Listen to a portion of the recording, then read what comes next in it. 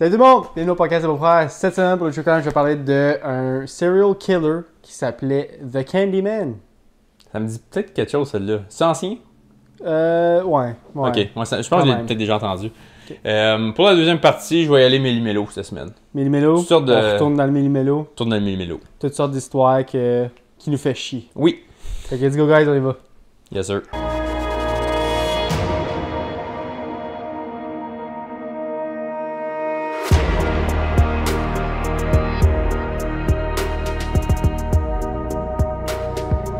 Comment il va mon Ben cette semaine? La NHL est back, fait que ça va très bien. Ouais, hein? Pas comme tes Sens. Okay. Mes Flyers vont pas bien non plus, mais... Regarde, faut lui donner un break, c'est le début de la saison, tu sais, on se fait pas là-dessus. Nos goalers, les goalers des Sens, ils mangent une petite volée en ce moment. C'est peut-être pas le start qu'ils voulaient, mais là, tu sais, c'est pas fini. C'est juste 4 games, là. Fait qu'on a encore le temps de revenir. C'est vrai. Puis on n'a pas le choix d'être plus haut que Montréal, parce que j'ai encore fait mon bet de cette année que Sens était pour être plus haut que Canadien, fait qu'il y a 100$ en eux-mêmes. Ils peuvent pas me faire chier. Est-ce que tu es prêt à que je te mette un 50$ additionnel que Montréal finit bien en avant d'Ottawa? Comment ben? Tu penses que Montréal va finir dans le top 3 de l'Atlantique? Moi, je pense que Montréal finit top 8 du top 5 du Eastern Conference. Ben, donne-moi 5 teams dans l'Est meilleurs que Montréal. Sens. Toronto. Tampa, Panthers. Caroline. C'est ma liste. Moi, je pense que Montréal d'après. Washington. Washington, peut-être. Caroline, for sure. Ouais. Toronto, probablement. Oui. À moins qu'il y ait un blessé, parce qu'il y a un peu Marner. Fait que s'il y en a un des gros qui se blesse, peut-être. Mais ouais, Toronto, Caroline, Tampa, Floride, il leur manque Barkov puis Ketchup, mais encore là, ils devraient. Ouais. Après, je pense que c'est Montréal, man. Tu mettrais Montréal sur meilleur que les Sens? Peut-être Columbus. Columbus sont quand même forts. Tu dirais que Columbus sont meilleurs que les Sens? Oui. Non. Columbus dans les playoffs, 4 de 7, je prends Columbus. Et puis je mets pas mes Flyers là, je suis unbiased là. Je sais, mais moi je trosse pas les Sens, man. Je pense que vous êtes pas là. On est là. Je sais que, regarde, on est 1-3 live, une victoire, 3 défaites. Comme je sais que ça paraît mal, mais ils ont tellement bien joué les 4 games. Comme je mets entièrement le. Là, c'est facile de mettre le blanc, c'est Go 2. Là. Mais perdre 8. Laisser 8 buts rentrer sur 27 shots. Contre Buffalo, c'est pas ton team le problème, c'est le goaler le problème. Je suis d'accord. On a scoré 4 buts, on devrait être capable de gagner. Là. On devrait être capable de se fier sur toi pour arrêter 4 sur comme au moins 4 débuts. Là. Au moins laisser en overtime. Oui, je suis d'accord. Tu laisses rentrer 8 buts sur 27 shots, il y a un esti de problème. Il y a un esti de gros problème. Ouais. Puis, mais moi, je veux juste dire, en ce moment, comme moi, je prends pour les Flyers depuis que j'écoute le hockey, je vais prendre les Flyers quand je meurs, ça va rester dans la famille. Mais en ce moment, je comprends le vibe. Bandwagon. Non, yo, je veux pas que Montréal gagne la coupe, mais en ce moment, je les regarde. S'ils peuvent pogner un bon deuxième centre, à la place de Kirby Dach et Patrick Laine, achète-leur des tickets d'avion, je suis pas capable de les regarder jouer ces deux-là. Ces deux astis de pâte molle. Mais j'avoue qu'ils sont le fun à regarder. Demidov, t'as-tu vu leur contrat et tout? Suzuki, je le sais. Tous leurs jeunes contrats, jusqu'en comme 32, 33, là. C'est dangereux. J'ai un blanc, c'est quoi le nom du jeune défenseur? Là? Dobson, Hudson. Lane Hudson. Lane Hudson, ouais. Là, en ce moment, il est dans un petit slump en partant, mais tu sais, les second year slumps, c'est souvent comme, tu sais, il vient de rider un high de l'année passée, puis là, Dobson va y voler de la glace. Ils disent que c'est tout là et tout, il est pas le même que l'année passée, mais crime, ça fait 4 games. Ouais, non, c'est ça que je dis, je pense. On est au début de la saison, il faut laisser du temps, c'est pas fini. Puis, ils ont juste, si tu regardes, il y a juste 2 games de différence entre eux-là. Ouais, non, je suis d'accord. Canadien et Sens, mais c'est pas fini encore. S'ils ont pas trop de blessures, comme tu sais, Bolduc, il fucking buzz et tout, t'as le nouveau Québécois. J'espère qu'il l'achale pas trop comme Jonathan Drouin, là. Mais je veux dire, je parlerai pas de hockey pendant 15 minutes, mais pour nos Québécois qui nous regardent, je crois aux Canadiens cette année. Vous devriez être fiers de comment vite ils ont remonté la pente. Puis, tu regardes les Canadiens il y a 2 ans, puis les Canadiens qui live, c'est 2 teams. Yo, night and day. Oui. Je vais faire un bold hot take live. Là. Nick Suzuki, le joueur le plus underrated de la ligue. Moi, je le trouve insane. Il est tellement responsable. C'est un Patrice Bergeron avec plus d'attaque. Ouais, il est vraiment fort. Comme Bergeron à cet âge-là, Bergeron, c'était un slow burner. Ça y a pris comme vraiment longtemps avant qu'il s'aille comme un top dog dans la ligue. Il a tout le temps été bon défensivement, mais il faisait comme 40 points. Mais là, Suzuki a 24 ans, 25 ans, puis il en fait 90 déjà. Plus il est responsable, puis il gagne ses face-offs, puis il gagne ses battles. Avec un coup de patin pas mal mid. Là. Hey, devine c'est qui a le number one face-off percentage de la ligue? Habituellement, Claude Giroux est pas mal haut, c'est lui?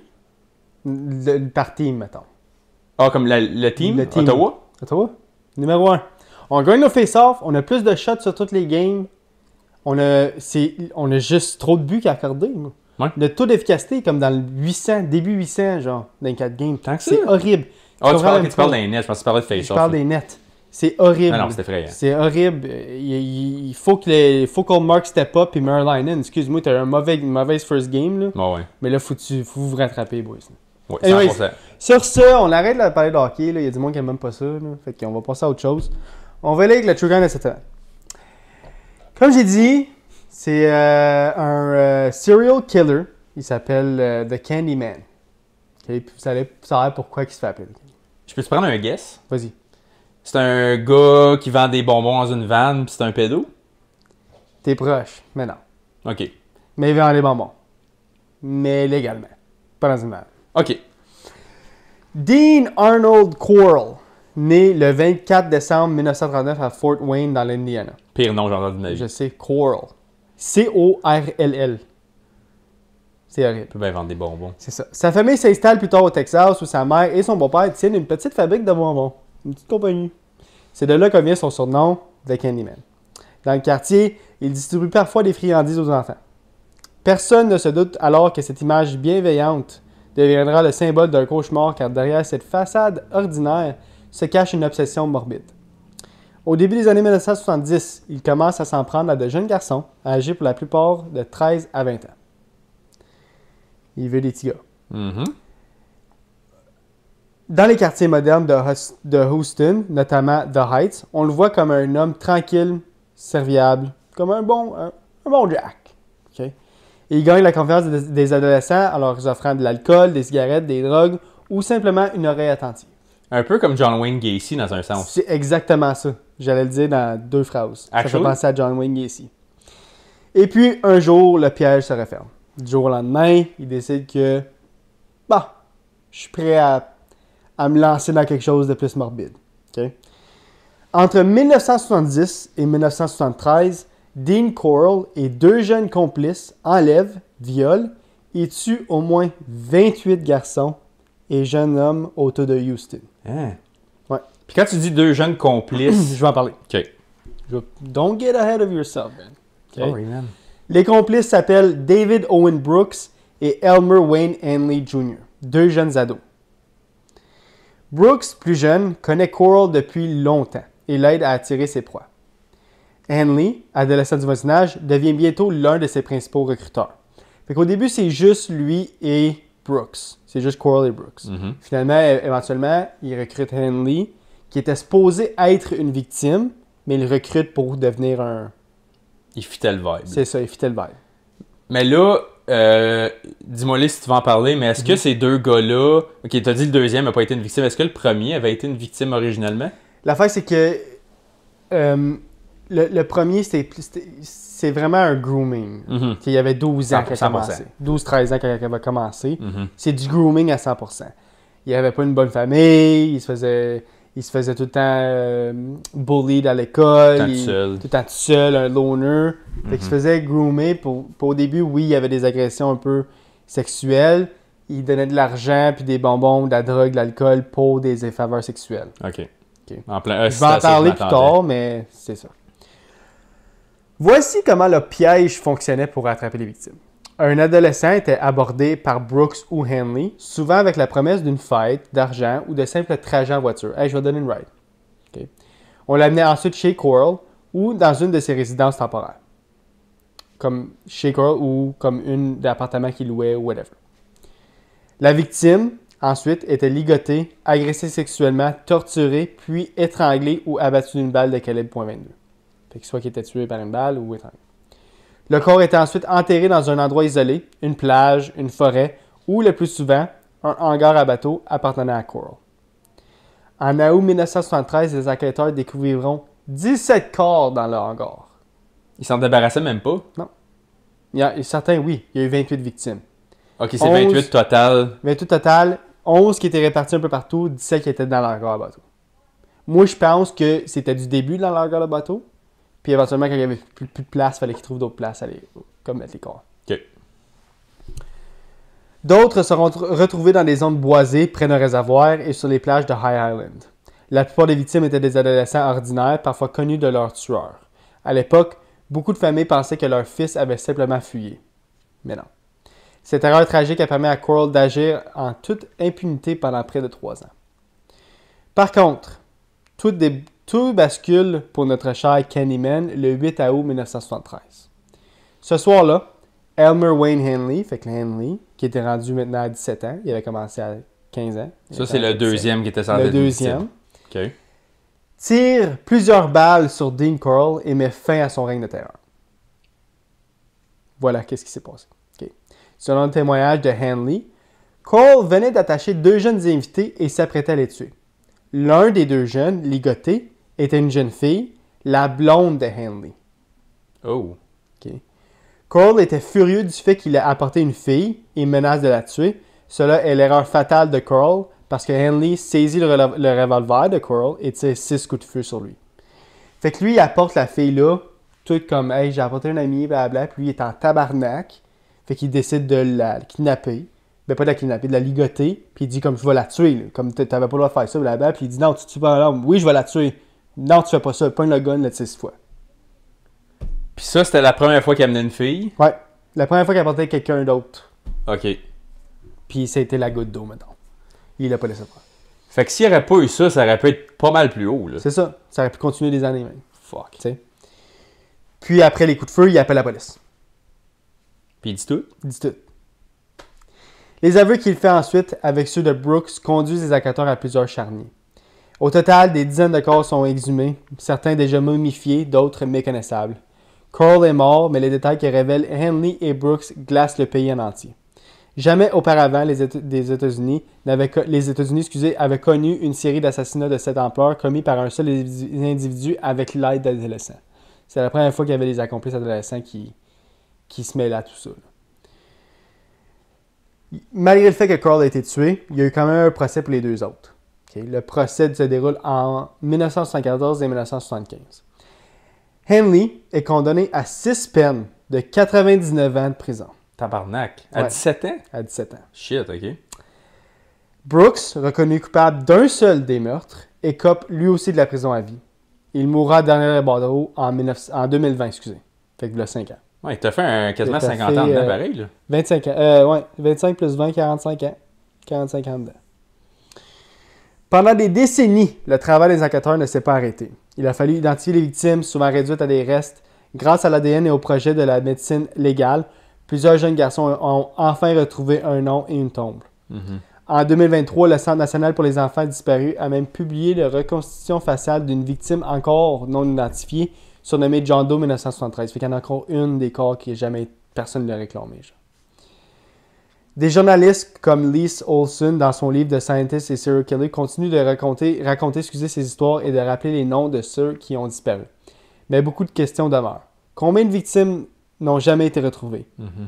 Coral a-t-il tué seul dans tous les cas où il y a eu l'aide des 2 autres?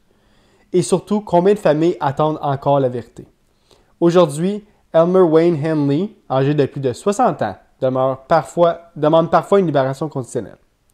Il réussit à aller devant le tribunal. Chaque fois, les familles des victimes se mobilisent pour l'en empêcher, rappelant la cruauté inimaginable des crimes commis. 50 ans plus tard, Houston porte encore les cicatrices de cette tragédie et Elmer Wayne Henley est toujours envoyé en prison, refusé sa libération conditionnelle. Dean Coral, le Candyman, est mort, mais les ombres qu'il a laissées ne se sont jamais dissipées. Les parents, les frères et sœurs, les enquêteurs, tous portent encore le poids de ces disparitions. Certains garçons n'ont jamais été identifiés, d'autres n'ont jamais été retrouvés. Pourtant, grâce à la science et à la persévérance, chaque année, de nouveaux noms sortent de l'oubli. Si vous avez des informations sur les jeunes disparus de Houston au début des années 1970, les autorités invitent toujours le public à se manifester. Obviously, on aura, comme le fait que je le dis sur le podcast, ça ne change rien parce qu'on est au Canada. Là.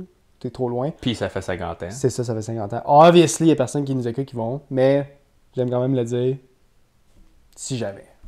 La petit 0.0001% des chances. T'en apprends quelqu'un? Ça apprend juste ça. Sur ça finit notre chère histoire de notre Candyman. Un esti de fuck-all. Un pervers, un pédophile, tueur. Man, Le fond du baril. ouais. Ceux qu'on aime vraiment pas. Là. Je me demande, comme je suis surpris qu'il ait donné des si longues peines que ça aux jeunes, moi. Ouais, moi aussi. Je suis pas contre, là, mais je suis surpris. Moi aussi, je suis surpris. 6 fois 99 ans, c'est vraiment beaucoup. Moi, je pense parce qu'il a tout avoué. Il a tout avoué, tout ce qu'il a fait, tout ce qu'il a dit, tout ce qui s'est passé. S'il aurait juste fermé sa gueule et dire « Ouais, mais c'est tout lui qui faisait, nous autres, on est comme... Je suis juste un jeune, you know? » Ouais.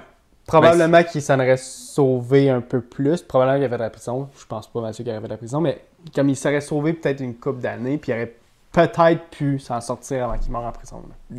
C'est rare en esti, je vais dire ça. Comme t'aurais pu me dire qu'ils ont fait 10-15 ans, puis ça m'aurait pas dérangé tant que ça. Moi non plus.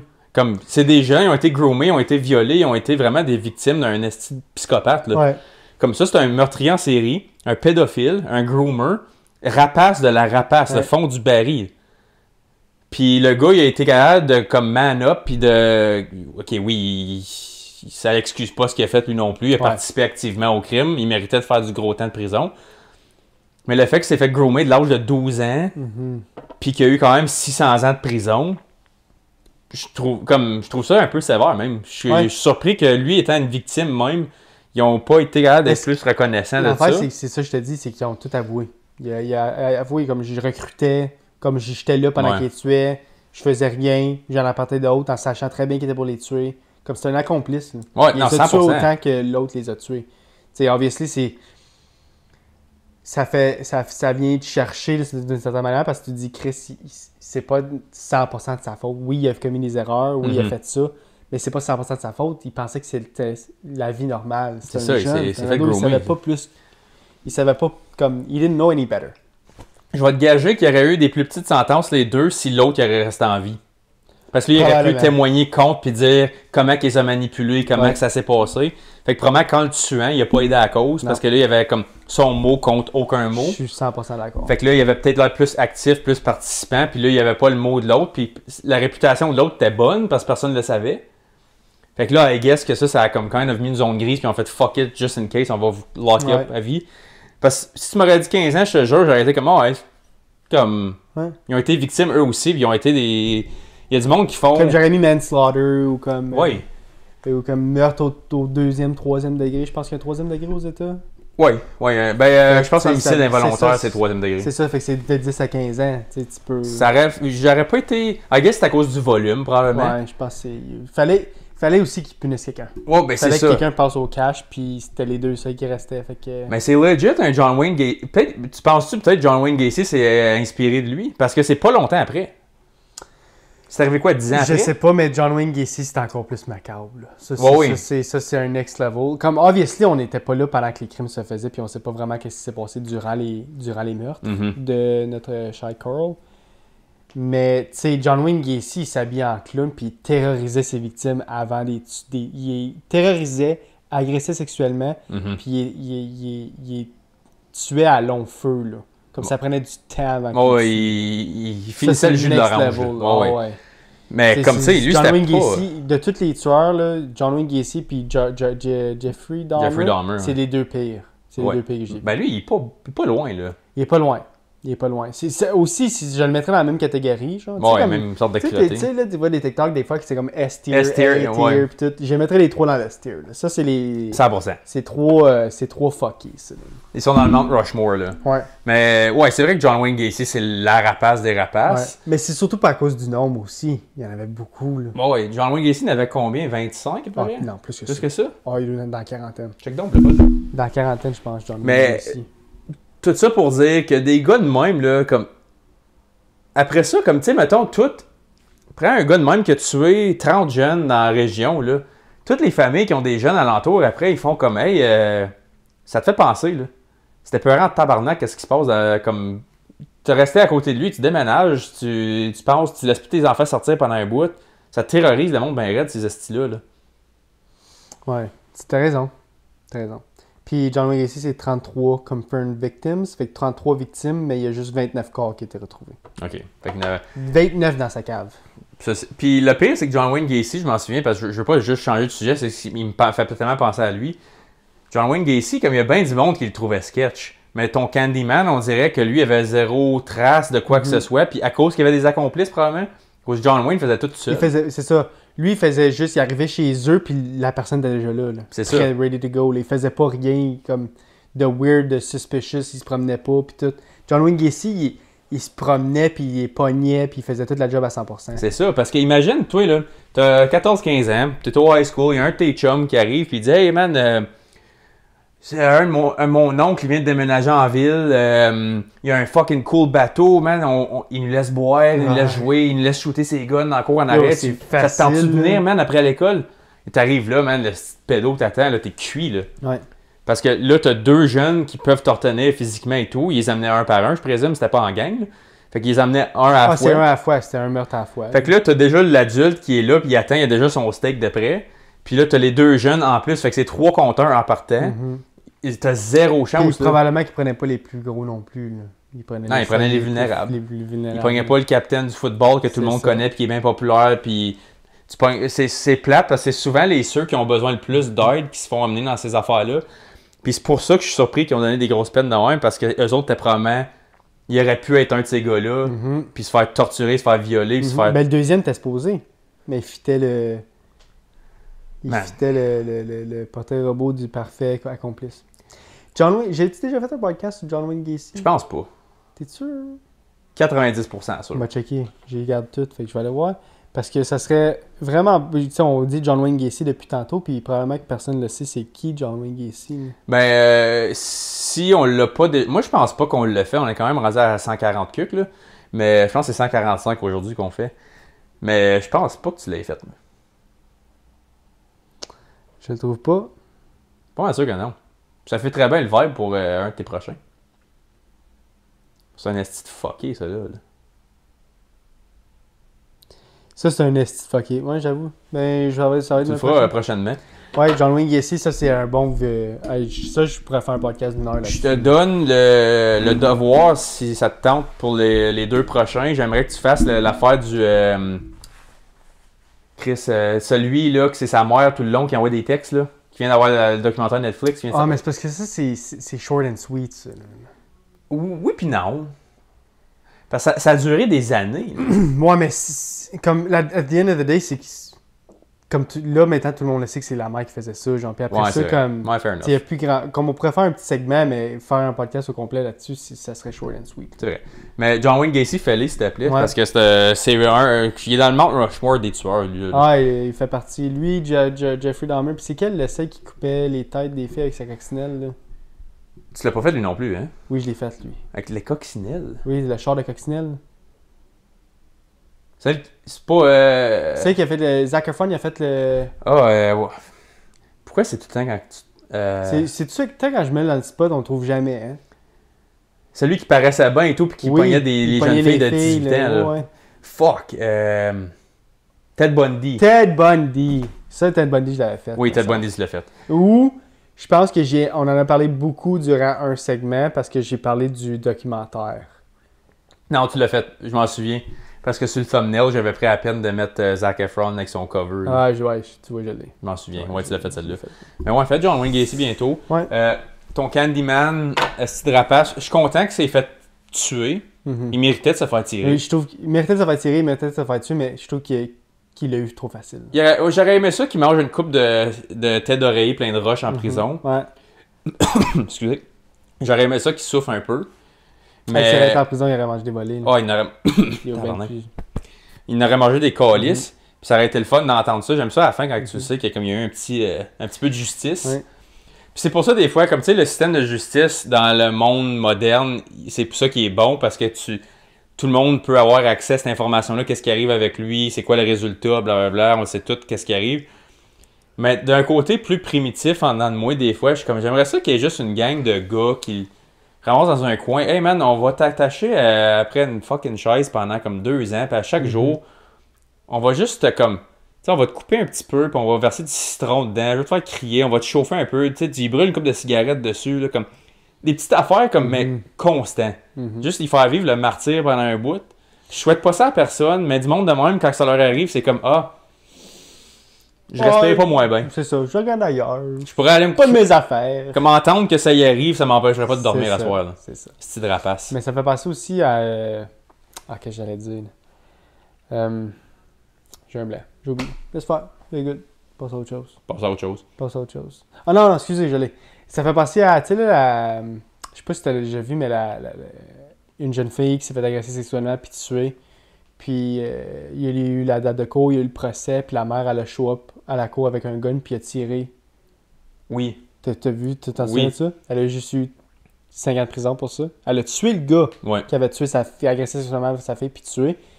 Puis elle a juste eu 5 ans de prison. Puis il y a le deuxième qui a fait ça, des années 70, qui, je suis sûr que tu l'as déjà vu, mais encore là, c'était un jeune qui s'est fait agresser puis tué par un homme. Puis l'homme a eu le procès puis tout. Puis l'homme il a été reconnu coupable, il s'en allait à la prison. Puis il s'en allait vers la prison, il sortait du tribunal. Puis il y avait le père de la victime qui était au téléphone, faisant semblant de parler au téléphone. Puis il s'est viré de bord, puis il a tiré en live television. Ça, j'ai vu le vidéo de celle-là. Ça fait une couple d'années, hein? C'est à des années 70 ou 80. Peut-être 90. Mais il y en a un qui a une couple d'années qui c'était la même affaire. J'ai vu le vidéo sur... Ouais, mais c'était un vieux vidéo là, que t'as vu. T'es sûr? Mais ça se peut. 1000% sûr. Je pourrais pas te le trouver live, puis je pense pas... Parce que je sais plus, j'ai aucun nom de ça. Là. Ouais, je sais pas c'est quoi leur nom non plus, mais ouais, j'ai vu cette vidéo-là. Mais ça, honnêtement, c'est des... Je pense, si t'as d'autres enfants à la maison, je pense pas que ça vaut la peine d'aller faire de la prison pour de la justice. Comme, tu sais, mettons que mon frère s'aurait fait abuser de même, puis torturer, puis tout ça, puis mon père irait faire 5 ans de prison parce qu'il l'a tué, je serais pas choqué dans mon père. Obviously not. Comme je comprendrais pourquoi il l'a fait. Puis tu peux pas comprendre quelqu'un, en tant que quelqu'un qui a pas d'enfant, tu peux pas comprendre la rage qu'un parent doit avoir quand c'est ton enfant, parce que le parent est censé mourir avant le jeune de nature. Puis ça, c'est juste la pire rapace.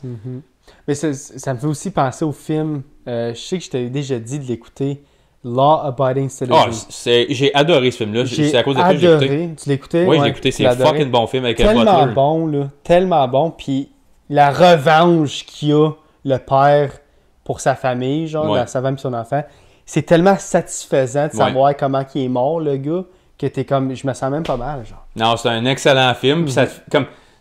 Le fait que tu empathises avec, puis t'es comme, oui, il va overboard à niveau FBI, là, mais, tu sais, oui, ils l'ont mis Hollywood un peu en vraie vie, tu pourrais pas faire ça, là, mais... Ben, tu pourrais. Ben, le gars s'est préparé pendant 10 ans pour le faire. Mais tu sais, le tunnel qui menait à sa prison, puis tout ça, ben, ça, c'est... Bon, ouais, mais comme, tu sais, c'est l'effet Hollywood. C'est l'effet Hollywood, obviously, ça se ferait pas dans la vraie vie, mais c'est l'effet Hollywood, et comme, comment... Quand 10 ans de... Tunnel vision, de juste se concentrer à une chose pour prouver ton point. Puis il a prouvé son point. Là. C'était tout ça. Il a fait tout ça pour dire que la cour, puis comment que la justice aux États-Unis était mal faite, puis comment que c'était sans scrupule, puis qu'il n'y avait aucun remords. Puis il l'a prouvé en faisant tout ce qu'il a fait. Anyway, pour ceux qui n'ont jamais écouté le film, c'est Law Abiding Citizen. C'est tellement un bon film. Si vous aimez les films de revanche, c'est un parfait film pour vous. Je vais être honnête, c'est pas mon genre de film habituellement. J'ai adoré. Je donne comme un solide comme 9.2 sur 10. J'ai adoré ce film-là. Je suis content que tu me l'as fait écouter. Puis écoutez-le. Comme surtout si vous aimez le True Crime, vous écoutez pas le podcast parce que vous aimez le hockey. Là. Le True Crime, vous écoutez ça. Faut que vous écoutez ça. Je vous donne le devoir de le faire. Puis, ouais. Sur ce, on finit le True Crime de cette semaine. C'est un petit peu plus long cette semaine, mais c'est correct. On va passer... Merci à tout le monde d'avoir écouté juste le True Crime si vous écoutez juste le True Crime. On va passer à la deuxième partie du podcast.